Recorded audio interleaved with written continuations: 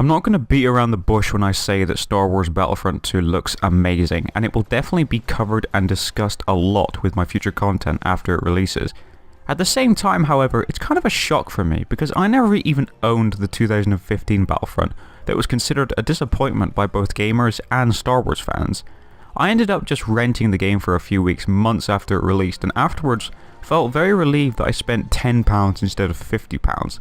The game itself was breathtaking, yes, for the first few play sessions, with its incredible graphics and amazing sound design. I really felt like I was playing in one of the movies. But as time went on and as I drove further into the game, I started to realise that there was nothing else there. Nothing else that made me want to come back and revisit it. Along with the expensive season pass and lack of content the game had, it caused the player base for the game to fall very quickly. Now this year we have the sequel coming up, and it's shaping up to be much better this time. A campaign mode, more game modes, weapons, a new class system similar to Battlefield, rewarding those players who play well, and post-launch content that will be free for everybody. And at this point there is yet to be any confirmation of a season pass model confirmed for the game, and I hope it stays that way. All those things combined would make us think that there is something really special waiting for us at the end of this year when it releases. However, I do not want this to turn out like another 2015 Battlefront, and I think sometimes it's because of us, because of our overhyped expectations we have for the game before it releases. In this video, I want to talk briefly about why hype is bad for games, and sometimes goes as far as just to ruin all the potential that these upcoming games might have.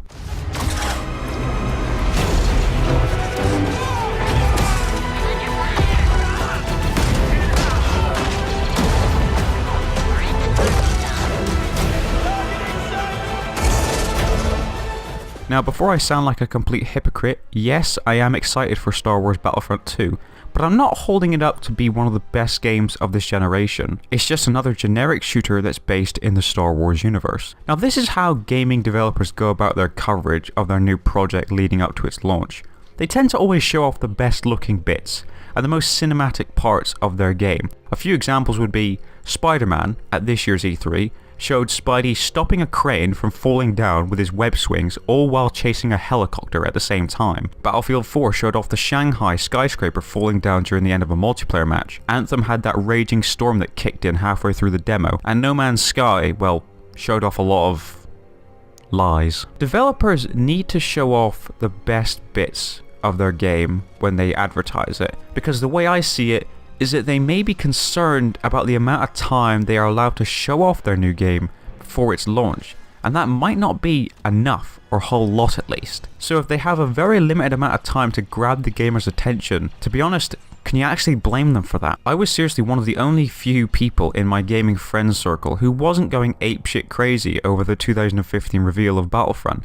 I remember just watching it, and whilst yes it looked amazing and fun and beautiful graphics, there just seemed to be that casual element that I could just spot by just watching the demo.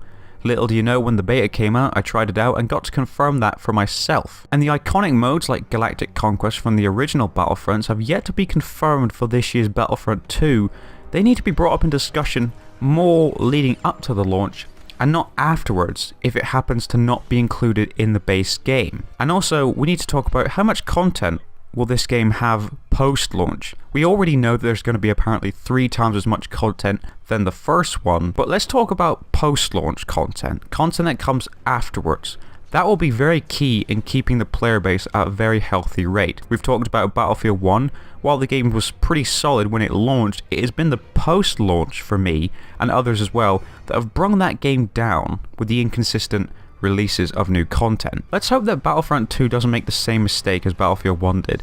If not enough content is supplied to us at regular intervals, many will start to lose the passion to play the game, and hopefully EA will see the number history that Battlefield 1 left behind and plan out their content more wisely this time. There have been some in-game features that YouTubers who have played the game at E3 for themselves have made into a video, talking mainly about things they don't like about the game, which I highly recommend you go and watch to understand that not everything is perhaps what you want it to be at this time during this build of the game. So I don't want Battlefront 2 to be a repeat of 2015.